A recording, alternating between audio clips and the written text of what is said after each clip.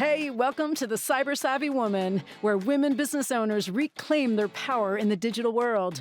We shatter the myth that cybersecurity is too complex to master and transform protection strategies into clear, actionable guidance. This is your digital empowerment sanctuary, where cyber fear becomes cyber confidence. Whether you're protecting client trust as a therapist or safeguarding financial data as an advisor, you'll hear from women founders who've conquered digital challenges and security experts who speak your language. Every woman leading a business deserves to feel unshakable in her digital decisions, no matter her technical background. Are you ready to stop letting cybersecurity intimidate you and start letting it elevate you? Here's your host, Rachele Schainker. Welcome back to the Cyber Savvy Woman, where we talk about practical ways women can protect themselves, their businesses, and their futures in our increasingly digital world. I'm your host, Rachele Schainker, a Silicon Valley technologist and owner of the award-winning managed service provider, CMIT Solutions of San Mateo.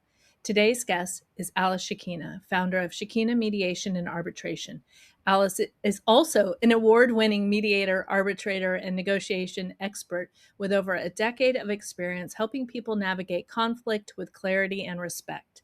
She brings a unique background that spans creative work, nonprofit leadership, and high-stakes dispute resolution, and was recently recognized with a San Francisco Peacemaker Award and a Stevie Award for Innovation. Alice, welcome to the show. Thank you, Rachel. Happy to be here. Yeah, I love our conversations that we have on and offline. So share with our listeners, kind of the path that led you. I know you have a long, interesting path, but how did you end up in mediation and arbitration and founding your own company? Well, I can just tell you that if I rewound my life, there's no way that I would have the end goal. Same path. Yeah. That being said, I'm very happy that I'm here, but it was definitely not something that I had planned for long term. Yeah, nice. So let me stop that story. I started out my life at age 7 wanting to become an actress. And I really stuck with that all the way until I graduated college. Like, I have a degree in acting. And then after that, I switched over to directing because I wanted more creative control over the entire process. So I would say a good 20 years of my life was steeped in the theater world. Now, one interesting tidbit is that all of the skills that you learn in order to become a professional actor actually like are used in mediation and negotiation. Oh, voila! How convenient. Yeah, there you go. How nice. So, for your listeners who really don't know much about acting, I'll sort of break it down for you. When you study to become a professional actor, you are studying how to read people's emotions, like literally just fleeting. Like if I see just a second of something flicker across your face, I should be able to recognize that. And on top of that, we also learn how to make other people feel different things, right? As actors, we make you feel sad, we make you feel happy, and we also try to make our fellow actors feel a certain way, right? Because in the script, it says, hey, Alice's character made Rachel's character angry. And so even though it's a script, all the emotions are real. And so I have to be able to do whatever I do to make you, my fellow actor on stage or screen, feel a certain emotion. So in that sense, I can use that specific skill set to make sure that all my mediation clients feel calm and relaxed. Yeah, nice. Oh my gosh. When did you put that piece together? I love that. You're like, oh, this works well. Yeah, and then I also can read sort of like what we call in the theater world subtext, which is what's the language happening underneath the verbal language. And so a lot of times in the mediations, I'm reading subtext. I'm trying to understand like what are people actually meaning when they say this particular sentence. Right. What a skill. You know what? Let's talk for our listeners the difference between mediation and arbitration.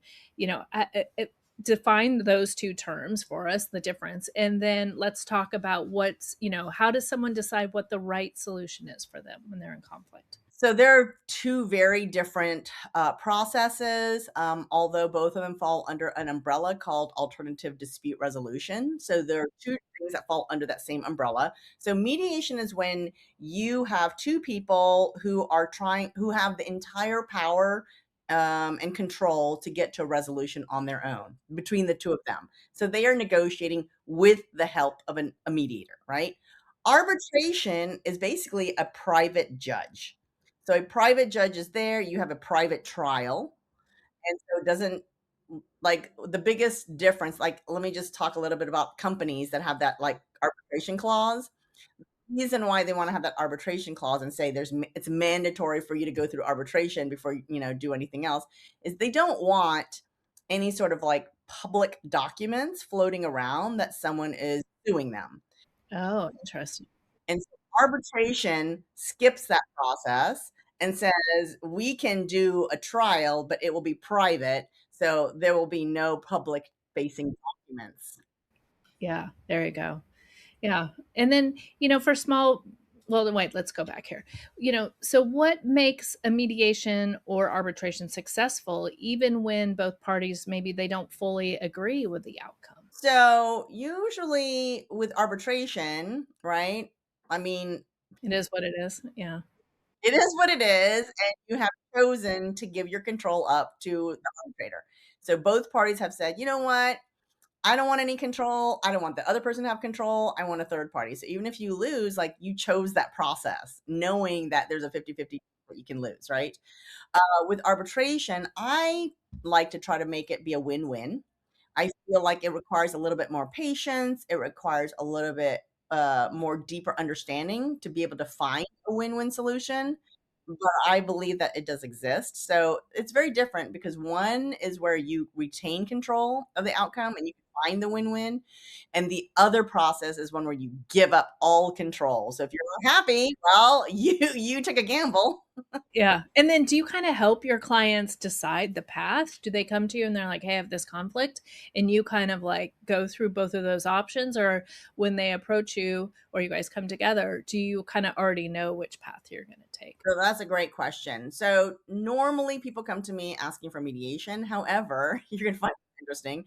If they come to me for arbitration, I really try to encourage them to go through mediation. I'm like, I don't know if you really want to do arbitration, and let me tell you why. Yeah, I gotcha. So yeah, that makes sense.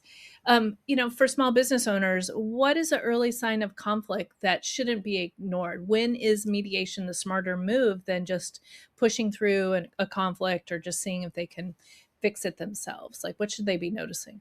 So if you are starting to feel dysregulated, your nervous system is upregulating. And when I say upregulating, it means that you're feeling triggered, you're feeling super angry, you're feeling anxious.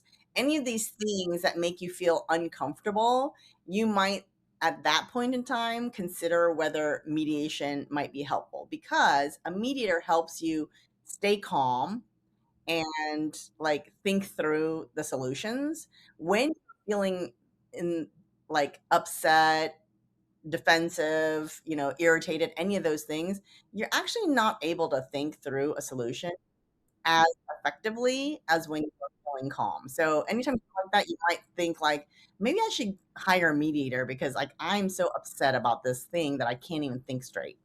Yeah, you can't even see it. Many women founders, they may try to keep the peace or avoid confrontation. And maybe that's not a gendered thing. Maybe it will say many people, but sometimes women sometimes can be known to, try to ride under the line, right? You know, how do you help clients advocate for themselves without burning those relationships?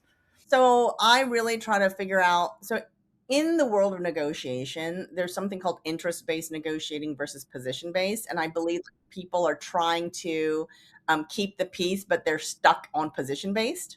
Interesting.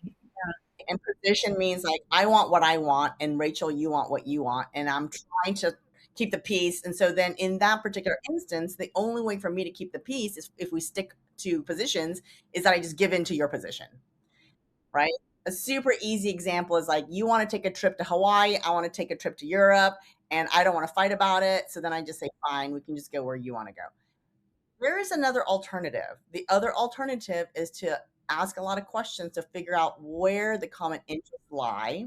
Once you get to the common interest, you can maybe come up with a solution that's neither Hawaii nor Europe, but actually addresses what we both want. Therefore, we have a win-win destination. Yeah. Yeah. Wow. That's amazing. What types of clients or disputes do you most commonly work with? Are there patterns that you see across, across their instances or their disputes, or is everything unique? There are patterns and there are unique details as well, right? So I do a lot of divorce mediations. I also do a lot of workplace conflict mediations. And I will tell you, most people, when they hear that I do divorce mediations, they're like, ooh, I wouldn't want to do those because that sounds really emotional and horrible, right? And I will tell you, like, categorically, workplace conflict mediations are much more difficult. And I'll tell you why, because in a divorce, even if people have been fighting for years, whatever is going on, they have the same goal, which is usually we want to get a divorce, right? And so, yeah, you might argue about the money, you might argue about whatever, the house, but ultimately, both people want to get to the same end destination, which is we would be divorced. When you have conflict at work, as everybody who's in a job, I want you to imagine if you might be having an interpersonal communication issue or just an interpersonal issue where you don't like someone, you don't trust someone, you feel like they're nefarious, whatever it is. And the common goal is not how can we work together. Usually, you, Rachel, will be thinking in your mind, Alice should be fired. I really don't like her, and I believe that she's competent. And my viewpoint might be, Rachel is so toxic, she should be fired. Then HR puts us together and say, "Hey, the two of you need to work it out, work things out, get to an agreement, get to an understanding." But we still don't have a similar goal in mind.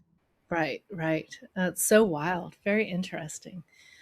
Are you able to actually mend that and get them together, or is the goal then to just everyone find some look at me, find some peace? Can they get some peace there? you know, I mean, or how does what's an outcome there when it's just so blocked like that? So typically, either it doesn't get resolved, and it's not because the issue doesn't get resolved, because the issue is actually trust. Right. Oh, yeah, yeah.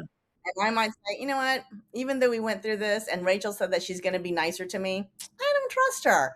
I don't believe that she's going to be nicer to me. I believe that she's going to do mean things to me. So there's that trust that maybe never gets mended. So there's that. Or someone just decides after the mediation, you know what? I'm leaving. I'm quitting. Yeah. Like it is clear via the mediation that I do not belong here because like I couldn't resolve it with the person. So maybe I should leave. So yeah. Yeah, yeah, interesting. Is there a common misconception people have about mediation or arbitration that you wish more clients understood? I mean, do people come kind of with their internal bias and you kind of have to level set, or like, what how do, what are you seeing out there? So the thing that I think the biggest fear that people have is like, oh, is the mediator neutral? Are they going to be on one side or the other? And I feel like, well, that is the biggest thing of our job is that we have to be neutral. Like that's like number one. Right. Yeah. Number 1. Yeah. So if someone is not neutral and they are a mediator, I would say they're a terrible mediator because your job is to be neutral. So that is like a fear that a lot of people show up with saying like, well, how can you be sure that you're going to be neutral? And I'm like, that is a criteria for being a mediator. Right, right. Yeah. And I didn't know that, right? I mean, it's like maybe that is what's not um the marketing people for mediation need to get that message out more. That's hilarious. Um what communication habits do you see successful business owners using when conflict comes up? Like what can we have in our back pocket to, not necessarily, we'll use your services if needed, but like how can we kind of go through handle conflicts in a way internally, I guess. I would say listening and acknowledging, and that's not as easy or as clear as people might think. So listening and acknowledging is not me just leaning in, making eye contact, nodding like you're doing, right? Because like what you're doing right now, I actually have no idea if you're actually listening. It only looks like you're listening, but it does not signal to me that you really are. So the way to actually acknowledge that you've been listening to someone is not also these things. Do not say, Rachel, I understand. Also, do not say, Rachel, I hear you. Ew. Those phrases because they do nothing at all. What you want to do is basically say, okay, Rachel, so let me make sure that I understand what you're saying. You're trying to and say the whole thing back. Mm. And say it back and say it back. And you don't have to like say it verbatim, but just paraphrase what your understanding of the message is. And then the person will feel like, oh, she was listening to me, or yes. Yeah, I've been heard. Yeah. Yeah. Interesting. Yeah. I find myself doing that more on the family side than in the work side. Like that's definitely a key that I use. Like, is that really what you just said? Like, this is what I heard you say. Is that what you meant? You know, Yeah. So use it at work more. Use it at work. yeah. Yeah, I love that. Is there a habit or something that we can do that kind of builds confidence in difficult situations? Because my own like internal reflex is to avoid difficult conversations. It's not my. I don't like. I don't like sitting there, so I am always working on having those difficult conversations. Is there something I can do to kind of help build my habit on that? Which I think incrementally I'm getting better, but I know it's my default is to avoid. So there's a couple things, right? One is more of a tactic, but it does work. If it's not like a huge piece of feedback where you have to have a discussion about it, and it's just a kind of small bit of feedback, it's a really effective tactic to make everything about your energy positive, laughing, and then give the feedback while you're smiling and laughing because you're basically bubble wrapping a little piece of feedback that might feel think of like there's a rock, right? The feedback is rock hard. If you throw it, it's gonna hit you in the head and it's gonna hurt. But if you bubble wrap the rock with like smiles and joking and laughter, maybe you shouldn't do that next time because that was kind of like hurt a little bit, right? And you say it, but you bubble wrap it with that positive, bubbly energy, it's much easier for the other person to receive because you've made a softer landing. Yeah, yeah. I think you've shared that with me before. Is it the same kind of like as bookending? Like kind of starting with something positive, nice, kind of put it in there and then end. Is that what did I hear that from you or I hear that maybe from somebody else? Heard it from me, but those are two different tactics, right? Oh, hilarious. Okay, immediately I thought of that. So share with our listeners about that tactic. So that's like called a sandwiching technique. And I know a lot of times people are like, oh, that seems so like formulaic. And I've heard that. And what I usually say is what you're trying to do when you give someone feedback, first of all, when you give the positive feedback, you want it to be authentic. You don't want to say, hey, Rachel, your hair looks nice today, because that's like nothing about you as a human being, right? So you want to really say something sincere and authentic, like, "Hey, Rachel, I really appreciate like whenever I send in some kind of a IT ticket, like you respond really quickly, and I really appreciate that." Right? So something that's actually real, and what that does is that's going to push dopamine into your brain. And so now I have changed the neurochemicals happening in your brain so that you are going to be more receptive to the negative feedback or constructive criticism, whichever way you want to put it, that I'm about to deliver. So I'm changing that. And then when I give you some other compliment at the end, again, the idea is to again push some dopamine into your brain so that you can kind of like hold that space for that feedback that came your way in the middle. So it is not some kind of like random formula to say, "Oh, Rachel, your hair looks great. By the way, this thing that you did sucked yesterday." And then, you know what I mean? Like, that's not gonna work. Yeah, yeah. No, that makes sense. Okay, I appreciate you like diving into that a little bit deeper. Because that one really did stick in my head for some reason. That whole idea, I like that idea. It works for me. Is there a piece of advice that you give almost every client? Is there, like as they're maybe walking out the door, walking in the door, what do you want people to understand, when they're going through a negotiation or a mediation? So I think mindset is really important. I've seen this time and time again where if you show up with a victim mentality and you're like, oh, everything is happening to me, I have no control, it's going to be very difficult for you to get through negotiation because you're constantly looking at it through your own lens of like, how can I right this perceived like thing that I am being the victim, right? But if you think of yourself as, okay, what do I want out of this and what can I get that will empower me? That is a different lens, right? And so if you are negotiating and you put on the lens of, I am very empowered, I want this thing that's going to make me feel even more empowered and free and happy and whatever. You really kind of want to think about when you're negotiating, like, what are the emotional things that you need as well? Like, I might say, I want happiness, I want peace, I want conflict free, right? What are those emotional things? Because that is going to be the driver of you being able to get what you want and being able to rejoice in that, celebrate that, right? And you want to be able to, win in that way, to win emotionally. And I don't mean win emotionally like, oh, I just made Rachel's life horrible. I just mean that you want to be able to like be free of the conflict, feel like this was a fair way. And sometimes it means giving up stuff, but guess what? You give up stuff to gain more emotionally. Yeah, yeah. I mean, I would imagine people that do have that victim mindset, it must be a big project to shift that. Because the people that I know that have that, it's so entrenched in who they are, that it makes me nervous for them that if they can. I mean, I'm sure some people can shift it, but that one is like a slippery slope, in my opinion. It's a hard one, but I also challenge people who fall into that victim mentality to, like, I like to reframe things, right? And so while someone might say, like, oh, whatever, I don't have a victim mentality or whatever it is, I also want to say that you actually have put yourself in jail. Like, if you have a victim mentality, you are in a jail cell, someone else is the guard. That guard is the one who is like in control of your life, your emotions, your misery.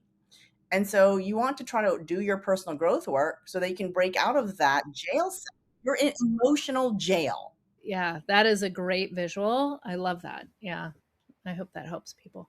Let's talk about the future of mediation and arbitration. How do you see your industry evolving over the next few years? What are you looking at? So it's really interesting that you say that because currently we're right now in 2026. There's a lot of legislation that's going on where they're trying to set up, certifications beyond what already exists for mediators to say, oh, well, now you have to take this other thing or license. And so right now that is happening where they've created, I don't know, things that. Like a governing body? Is it like going to be state or federal level kind of thing? Yeah. Yes, I think it's yes, something like that. And so they want you because right now, in order to become a mediator, you have to take a 40-hour certification course, but they're now like upping the levels to say, now we want this to happen, or we want you to go take that class. And so they're increasing it. But I do feel like in the future, there will be like an explosion of mediation. And the reason why I say this is because the court system is always getting cut. Their budgets are always getting cut. So even though everyone has the ability to go and sue anyone that they want for a conflict, you end up waiting for months, if not years, for it to resolve. And a lot of times people do not have the kind of patience to wait 2 or 3 years or 4 or 5 years to get to trial. And it's very expensive. So more and more, the only alternative is either mediation or arbitration. Interesting.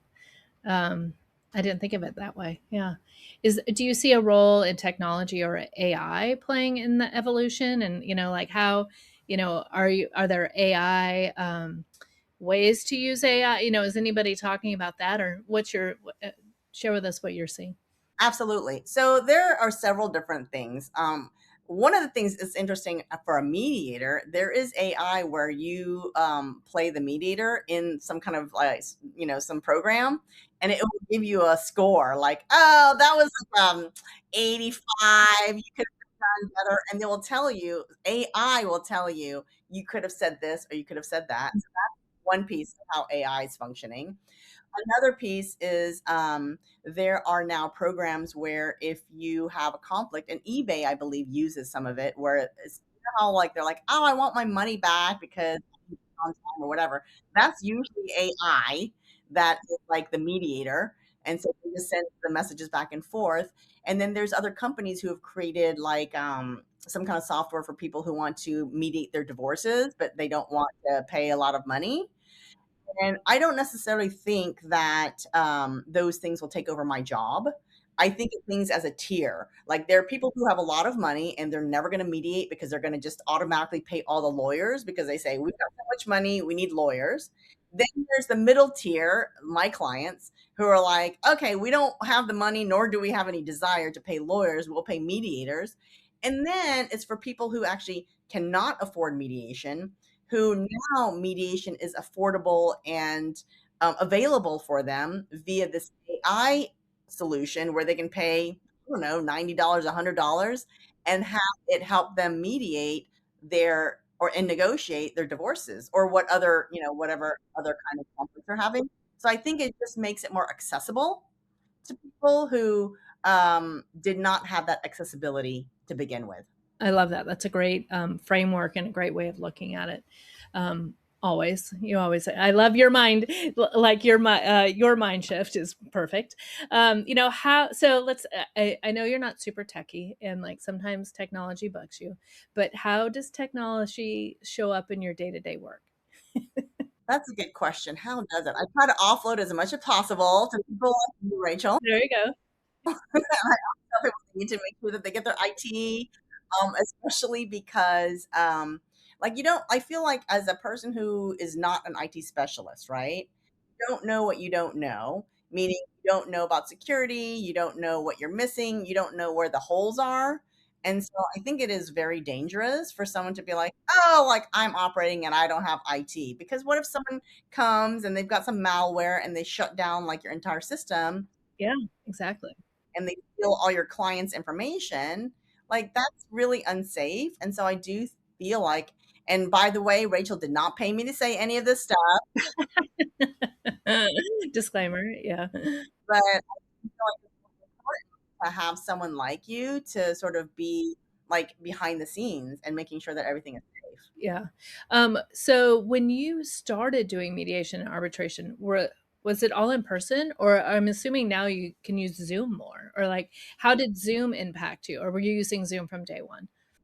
No, so I used to do a lot in person, and I don't think I did a whole lot over Zoom. And then COVID hit, and then it became much more acceptable to use Zoom. Now that we can go back to in person, I can still pretty much tell people, "Hey, I work on Zoom," and it's very acceptable as a way to mediate. Yeah. Yeah. Is there a tech habit that maybe has improved your efficiency? Is there something you've incorporated? Like, do you use it for note taking, or is there anything in your life where you've used it for productivity? But not for mediation. So I don't Yeah, yeah. For other parts of your world, yeah. No, that's great. Yeah, no, that's fair.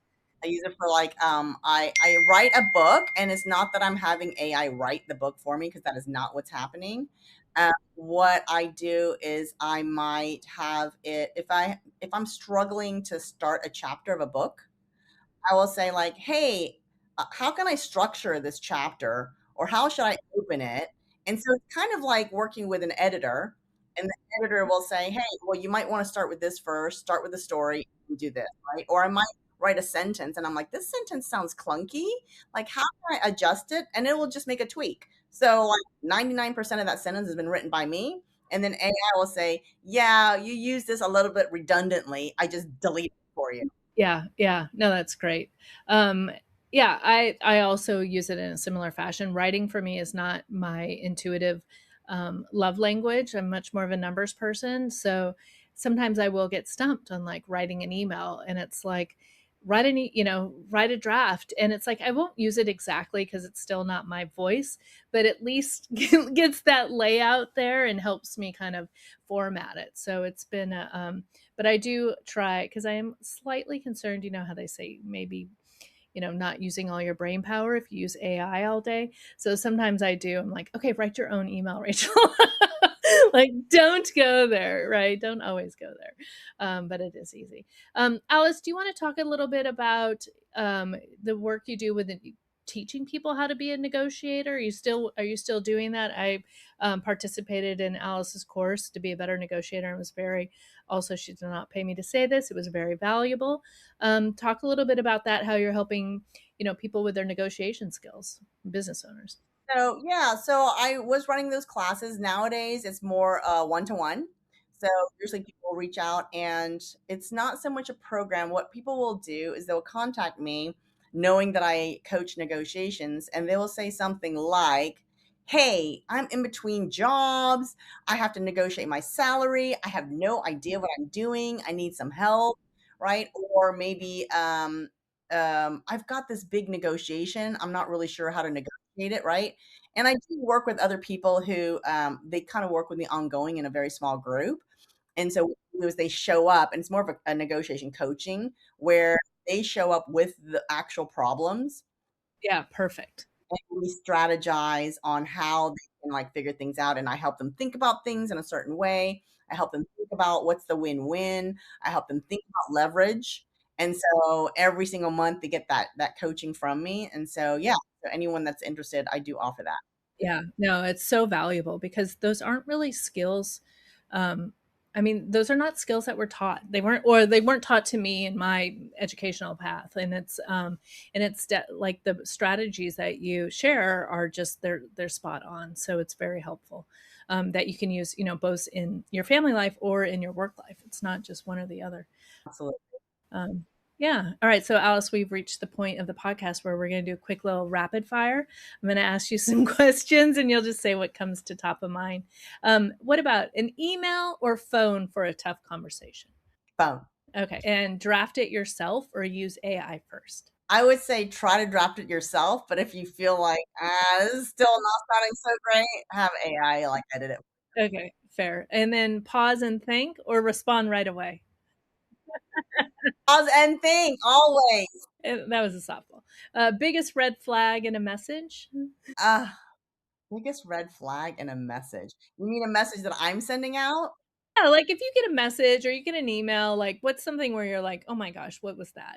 Like what should people like kind of avoid if they're writing a message to someone, that's maybe off-putting, if you will, or like how can they construct them if they want to have that difficult conversation in a message?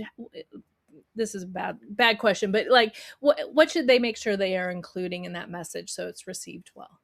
Um, like I would just basically say, try to avoid being passive aggressive. Oh, there you go. I love that. Trust your gut or follow a process. Follow a process. Okay. And over communicate or keep it brief? Over communicate. Well, keep it brief, but over communicate, because you can do the two. Over communicate does not mean vomiting words. It just means maybe like letting someone know twice or 3 times and just say, "Oh, as a reminder," because people don't exactly remember every single thing that you said. Yeah, so true. What's harder, starting the conversation or finishing it? I think starting it is harder. And what does being cyber savvy mean to you? It means that you hire people like Rachel. That's fair. That's a take. I appreciate that. I'll take that. Alice, thank you so much for joining me today. The conversation with you really highlights mediation and arbitration aren't about winning. It's about clarity, timing, resolving conflict before it becomes costly. And for small business owners and women founders, having the right support can really protect your business, your relationships, and your peace of mind. To our listeners who want to find out more about Alice, please be sure to check out our show notes for our links so you can get in contact with her. And if you've enjoyed this conversation, don't forget to follow, rate, and share the show. Alice, thank you so much for your time. I really appreciate it. Thank you for having me, Rachel. Yeah, have a good day. Bye. The Cyber Savvy Woman podcast requires more than a conversation. It takes action, research, and collective wisdom. If today's episode resonated with you, we'd love to hear your insights. Join the conversation and help us shape the future together. We'll be back with more stories, strategies, and real-world solutions that are making a difference for everyone. In the meantime, be sure to subscribe, rate, write a review, and share it with someone you think would benefit from it too.